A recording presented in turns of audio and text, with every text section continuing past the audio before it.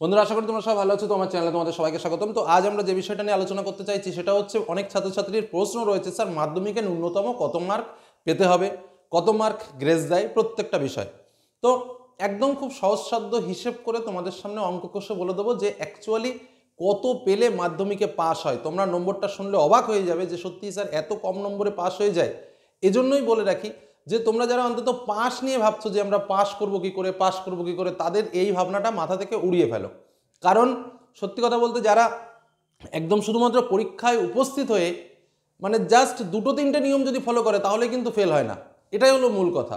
কারণ বিভিন্ন জায়গা রয়েছে, বিভিন্ন সিস্টেম রয়েছে, যে সিস্টেমে কিন্তু স্বাভাবিকভাবে আমরা পাস হয়ে যাব। দেখো, আমি প্রত্যেকটা বিষয় তোমাদের সামনে একদম নিখুঁতভাবে তুলে ধরছি, বিষয়টাকে বোঝার চেষ্টা করবে, তাহলেই দেখবে অ্যাকচুয়াল পাস মার্ক কত তোমরা বুঝতে পারবে। কারণ খাতা কলমে আমরা কি জানি? খাতা কলমে আমরা জানি আমাদের 7টা সাবজেক্ট, প্রত্যেকটা সাবজেক্টে আমাদের 25 করে পেতে হবে। 25 করে যদি আমি না পাই তাহলে আমি ফেল হয়ে যাব প্রত্যেকটা সাবজেক্টে। কিন্তু আমি একটা সাবজেক্টে 35 পেলাম আর একটা সাবজেক্টে আমি 10 কম পেলাম, সেটা কিন্তু হবে না। আমার সিস্টেমটা কি বলছে, আমার যে কটা সাবজেক্ট রয়েছে, ধরো আমার বেঙ্গলি রয়েছে, আমার ইংলিশ রয়েছে, আমার ম্যাথ রয়েছে, এরকমভাবে প্রত্যেকটা আমার 7খানা সাবজেক্ট রয়েছে। তো এই প্রত্যেকটা সাবজেক্টে আমাকে 25 করে পেতে হবে। তোমরা থাম্বনেলে একটা ওয়ালপেপার দেখেছো তো, থাম্বনেলে একটা ওয়ালপেপার। সেই ওয়ালপেপারে একটা মার্কশিট, যেটা কিন্তু এর আগের বছরের মার্কশিট। আমি যখন অনলাইনে রেজাল্ট সাবমিশন করছিলাম বা অনলাইনে যখন আমি রেজাল্ট দেখাচ্ছিলাম এর আগের বছর, তখনই কিন্তু একটা মার্কশিটে ওটা চলে আসে এবং পরবর্তীতে সেই ছেলেটা আমাকে ইমেল করে ওই মার্কশিটটা পাঠিয়ে দেয়। যে কারণে আমি ওই মার্কশিটটা একটু কপি করেও রেখেছিলাম এবং তোমাদের থাম্বনেলে আমি দিয়েছি, দেখবে তার ছেলেটির প্রত্যেকটা সাবজেক্টে 25 করে সে নম্বর পেয়েছে। এবং শুধুমাত্র 25 করে নয়, তার মৌখিক মানে প্রজেক্টের নম্বর প্রত্যেকটাতে 10-10 করে, একদম প্রত্যেকটা সাবজেক্টে, 7টা সাবজেক্টেই কিন্তু 10-10 করে রয়েছে। এবং থিওরিতে, অর্থাৎ যেটা আমাদের 90 মার্কের প্রশ্ন, সেখানে 15 করে মার্ক পেয়েছে। এই বিষয়টা থেকে অনেকটা বিষয় কিন্তু আমাদের সামনে ক্লিয়ার হতে পারে, যে কারণেই আমি এই মার্কশিটটাকে সেভ করে রেখেছিলাম। দেখো, তাহলে সে টোটাল কত পেয়েছে? 25 করে কিন্তু পেয়েছে। এটা হলো তার মার্কশিট, এটা কিন্তু অরিজিনাল মার্কশিট, কোনো যে কারিকুলাম করা রয়েছে সেরকম কিন্তু নয়, একদম অরিজিনাল মার্কশিটের একটা ছবি কিন্তু আমি থাম্বনেলে দিয়েছি আজকে। তো সেই ছবিটাতে আমরা দেখতে পারি প্রত্যেকটা প্রজেক্টে সে 10 পেয়েছে এবং থিওরিতে প্রত্যেকটাতে সে 15 পেয়েছে। দেখো, কাকতালীয়ভাবে হলেও এটা মানা সম্ভব নয় যে একটা ছেলে প্রত্যেকটা সাবজেক্টে 15 পাবে। সেটা কি সম্ভব? একটা ছেলে প্রত্যেকটা সাবজেক্ট একদম ফার্স্ট টু লাস্ট প্রত্যেকটা সাবজেক্টে 15 কি সম্ভব? সেটা নিজেকে প্রশ্ন করো তো।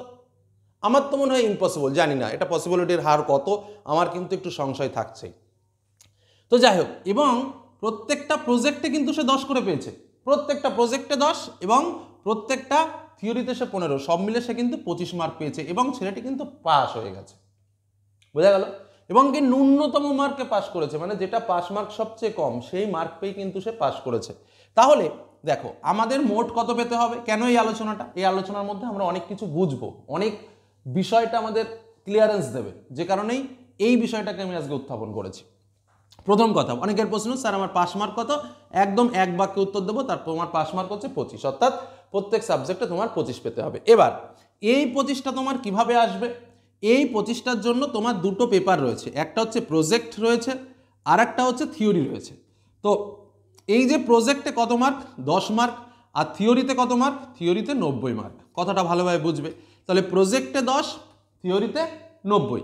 তোমাকে পেতে হবে কত টোটাল? তোমাকে পেতে হবে টোটাল 25। কোনো কারণবশত আমরা যদি লক্ষ্য করি, প্রজেক্টে কিন্তু আমরা 7 বা 8 এর কম পাই না। আর যদি সাধারণভাবে ভালো হয় তাহলে 10 কিন্তু অ্যাভেলেবেল। আমি যদি সব থেকেও কম পাই তাহলে 7 বা 8 মার্ক কিন্তু আমাকে দেবে। আমি কমটা 7 বা 8-এর মধ্যে আমি ধরলাম 8 তোমাকে প্রজেক্টে দিয়েছে, মানে ওটা হচ্ছে একদম কম। 7 বা 8-এর কম স্বাভাবিকভাবে প্রজেক্টে দেখা যায় না, বেশিরভাগ স্কুলে 7 বা 8 দিয়ে দেয়, তার কম দেয় না। তাহলে এখানে আমার কত বাকি থাকলো? 25-এর দিয়ে 8 বাদ দিলে একদম বাংলা নিয়মে যদি আমি আসি 17। তাহলে বাংলা নিয়মে তোমাকে পেতে হবে কত? থিওরির মধ্যে 90-এর মধ্যে 17। বোঝা গেল? এইবার আসো পরবর্তী স্টেপ। এটা কিন্তু ফার্স্ট স্টেপ হলো, বোঝার চেষ্টা করবে কিন্তু, আমি কিন্তু কথা বলবো, প্রত্যেকটা জিনিস বুঝে নিতে হবে। তাহলে ফার্স্ট স্টেপে 17 পেলে পাস, এটা হচ্ছে তোমার একদম অথেন্টিক, মানে তোমার কারো হেল্প লাগবে না, কিচ্ছু লাগবে না, তুমি তোমার নিজের যোগ্যতায় তুমি যদি 17 মার্ক পাও, কম লোয়েস্ট, এখানে 17 না হয়ে 15 হতে পারে যদি তুমি প্রজেক্টে 10 পাও। আমি কম ধরেই, কারণ তুমি তো জানো না যে তোমার প্রজেক্টে কত দিয়েছে, সেটা তো রেজাল্ট বেরোনোর পরেই বুঝতে পারবে, তার আগে তো তুমি জানতে পারবে না। তো যাই হোক, সেই হিসেব করে দেখলে কিন্তু তোমাকে 17 পেলে পাস হবে, কথাটা বোঝার চেষ্টা করো। এবার তুমি একটা জিনিস চিন্তা করো, এখানে কি এই ছেলেটি প্রত্যেকটা পেপারে, আমি 17 বা 15 হলাম, 15 পেয়েছে? পাইনি কিন্তু, যেটা স্বাভাবিক ঘটনা। তাহলে এর কি করে প্রত্যেকটা পেপারে 15 হলো? দেখা গেল কোনো পেপারে পেয়েছে 10, কোনো পেপারে 9, কোনো পেপারে 8, কোনো পেপারে 7, কোনো পেপারে 12, কোনো পেপারে 11, কোনো পেপারে 13, এরকমভাবে কিন্তু নম্বর পেয়েছে। বা হয়তো দুটোতে 15ও পেলো। আবার এমনও হতে পারে যে সবকটায় 15 পেয়েছে, আমি এটা গ্যারান্টিতে বলতে পারবো না, কারণ যেহেতু একটা অথেন্টিক গভর্নমেন্ট জিনিস। কিন্তু এটা একটা কাকতালীয়ভাবে আমার মনে হচ্ছে যে এ সম্ভব না সব সাবজেক্টে 15 পাওয়া। তোমরা কমেন্টে জানিও এটা কি সম্ভব, জাস্ট এটুকুই প্রশ্ন, কমেন্টে জানিও হ্যাঁ সম্ভব, হ্যাঁ সম্ভব নয়। তো যাই হোক, এইবার এই 15টা স্বাভাবিকভাবে কী হয়, ধরো কোনো ছেলে, এই যে ধরো 17 পেলে পাস, দেখা যাচ্ছে যে ছেলেটি পেয়ে গেছে 13 বা পেয়ে গেছে 14 বা পেয়ে গেছে 12 কোনো কারণে, তাহলে দেখা যাচ্ছে 4 থেকে 5 মার্ক যদি দিয়ে দেওয়া হয়, তাহলে স্বাভাবিকভাবে ছেলেটি পাস আউট করে যাবে, কি তাই তো? তখন স্বাভাবিকভাবে প্রত্যেক বছরই কিন্তু একটা গ্রেজ নম্বরের ব্যাপার থাকে, যে না যদি 2-4 বাড়িয়ে দিয়ে ছেলেটাকে পাস করিয়ে দেওয়া হয়। এখানেও কিন্তু ঠিক সেই ব্যাপারটা ঘটেছে, প্রত্যেকটা সাবজেক্টেই দেখা গেছে 2-4 করে বাড়িয়ে দেওয়া হয়েছে, অটোমেটিক তার 15 করে চলে এসছে এবং সে ওভারঅল অল সাবজেক্টে পাস আউট হয়ে গেছে। বোঝা গেল কি বললাম? এবার চিন্তা করো, তাহলে আমি একদম ন্যূনতম যদি গ্রেজ মার্ক ধরি, তাহলেও কিন্তু 4 বা 5, অর্থাৎ 4 বা 5 যদি আমি ন্যূনতম পাই, কম পাই, তাও কিন্তু আমি পাস আউট হয়ে যাব। তাহলে আমি যদি এখান থেকে 4 বা 5 কমও পেয়ে যাই, বাদ দিয়ে দিলাম 4 বা 5, তাহলে আমার কত থাকলো? তাহলে আমার থাকলো 13, লোয়েস্ট মার্ক আমি ধরলাম 13। তাহলে আমার একটা সাবজেক্টে ন্যূনতম কত পেতে হবে? দেখো ন্যূনতম কত পেতে হবে, বোঝা গেল? এই যে মার্কসটা, অর্থাৎ এই 13 মার্কস যদি আমি ন্যূনতম পাই, তাহলে কিন্তু আমার পাস আটকাতে পারছে না। এবার চিন্তা করো, তাহলে যারা ফেল করছে তারা কোন লেভেলে নম্বরটা পাচ্ছে। বোঝা গেল কি বললাম? এইটা কিন্তু তোমাকে বুঝতে হবে। তাহলে ন্যূনতম আমাকে সাবজেক্ট পিছু কত পেতে হবে? এই যে মার্কটা আমি তোমাদের দেখালাম 13, এই 13 মার্ক পেলেও যদি তুমি 13 পাও, তাও কিন্তু গ্রেডে 4-5 দিয়ে তোমার মোটামুটি পাস আউটের দিয়ে কোনো কিছু বাধা দেবে না, যে পাস ঠিক তুমি করে যাবে। বোঝা গেল কি বললাম? এবার তোমাদের একটা কাছে প্রশ্ন, তোমার এমন কোনো সাবজেক্ট নেই যে সাবজেক্টে 15টা এমসিকিউ, একদম বাংলা কথায় যদি বোঝাতে যাই, 15টা এমসিকিউ আর 6টা শুদ্ধ অশুদ্ধ নেই। চিন্তা করো তো, 15টা এমসিকিউ, আমার কিছু দরকার নেই। 15টা এমসিকিউ আমি যদি সব ফার্স্ট টু লাস্ট ক দাগ বা এ দাগ যদি দাগিয়ে চলে আসি, তাও আমি সেখান থেকে 5 মার্ক পাবো। আর শুদ্ধ অশুদ্ধ আমি যদি সবকটা শুদ্ধ বা সবকটা অশুদ্ধ লিখি, তাও আমি 3 মার্ক পাবো। বাংলা মেথড বোঝো, একদম বাংলা কথা বুঝি আমি, সোজা ভাষায় সোজা কথা। তাহলে এই 8 মার্ক তো যে কোনোদিন জীবনে বই টাচ করেনি, সেও তো 8 মার্ক পায়, কি পায় না? তাহলে এই 8 মার্ক তো আমি এমনি ফ্রিতে পাবো। আমি জীবনে বই ধরবো না, টাচ করবো না, প্রত্যেকটা সাবজেক্টেই এমসিকিউ গড়ে 15টা আছে, গড়ে আমি সব মিলে ধরলাম, কোনোটাই বেশি আছে কোনোটাই কম আছে, আমি সব মিলে 15টা ধরলাম, কম নেই কোনোটাই, 15টার কম কোথাও নেই, ইতিহাসে যেমন 20টা, সব কিছুতে। তাহলে আমার এই 8 মার্ক তো যে জীবনে কোনোদিন কিছু পড়েনি সেও 8 পায়। তাহলে আমি এর থেকে আরও 8 বাদ দাও, তাহলে কত থাকলো?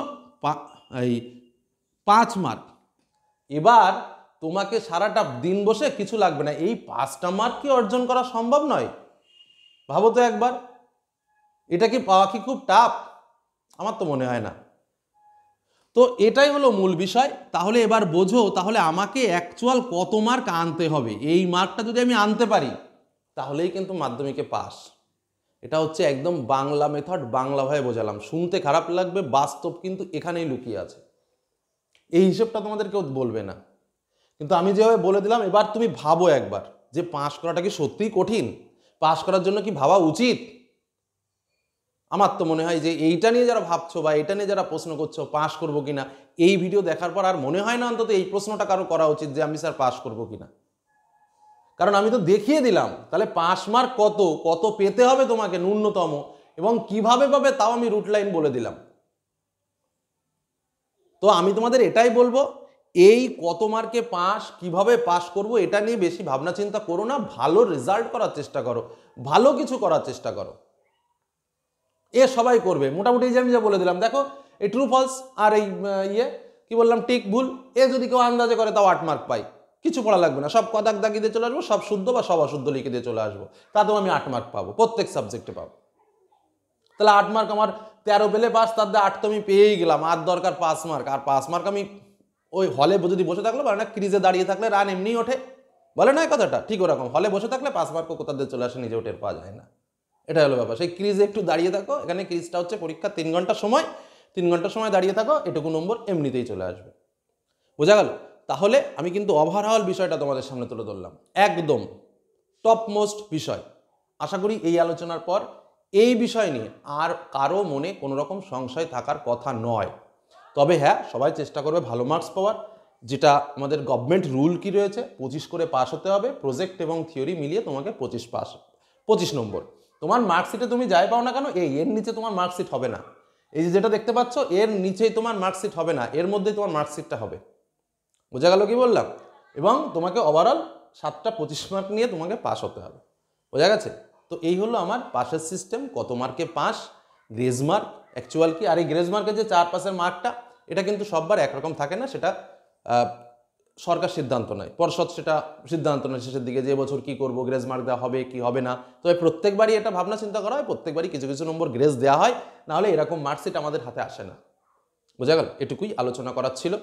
আর এই আলোচনার মধ্যে আশা করি তোমাদের মনের যে ছোট ছোট প্রশ্ন ছিল, অন্তত এই পাস নিয়ে মার্কস নিয়ে ক্লিয়ার করলাম। বোঝা গেল? হ্যাঁ, অনেকে জানতে চাও স্যার একটা সাবজেক্টে ফেল হলে কি ফেল? হ্যাঁ, নিয়ম অনুযায়ী কেউ যদি একটা সাবজেক্টে ফেল করে তাহলে কিন্তু ফেল। বোঝা গেল? অর্থাৎ প্রত্যেক সাবজেক্টে তাকে 25 করে পেতে হয়। এই হলো আমার সার্বিক আলোচনা। ভালো লাগলে লাইক করো, বন্ধুদের সঙ্গে শেয়ার করো, আর যেটা বললাম পাশের চিন্তা না করে ভালো রেজাল্ট করার চেষ্টা করো।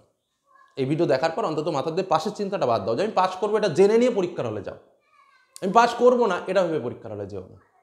কারণ সিস্টেম সব তোমাদের বুঝিয়ে দিলাম। আজকের মতো এখানে শেষ করছি। ভালো থেকো, সুস্থ থেকো, সাবধানে থেকো। ধন্যবাদ।